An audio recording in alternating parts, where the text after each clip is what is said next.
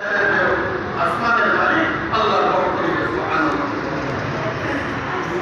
মা হাজেরা কি বললেন? আমাদের শিক্ষণীয়, আমাদের মা বোনের শিক্ষণীয় বললেন, স্বামী গো, আপনি চলিয়া যান, আমি ওই আল্লাহর উপরে ঈমান এনেছি, আমি ওই আল্লাহর উপরে ঈমান এনেছি যে আল্লাহ এই মুহূর্তে আমাদের জন্য খাদ্যের ব্যবস্থা করতে পারে। সুবহানাল্লাহ। আমি ওই আল্লাহর উপরে ঈমান আনি নাই যে আল্লাহ এই মুহূর্তে আমাকে রক্ষা করবে না, আমাকে খানা পিনা দিবে না, এই আল্লাহর প্রতি আমি ঈমান আনি নাই। কত মজবুত ঈমান ছিল হাজেরা আলাইহিস সালামের দিলের ভিতরে। সুবহানাল্লাহ। তো মেরে ভাই বুজুর্গ, ওই শিক্ষা আমাদের গ্রহণ করতে হবে। কথা কান ঠিক না দেখি, আমাদের কুরবানি বলা হয়েছে যে কাদের উপরে ওয়াজিব, তাদের নিকট।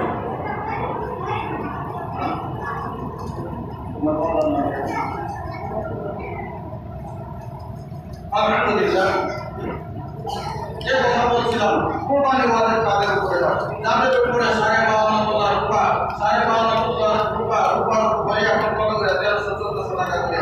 এই অনুযায়ী হিসাব করে টাকা পয়সা যাদের নিকট আছে তাদের উপরে কুরবানি ওয়াজিব। আর কুরবানি করবেন ফতিহ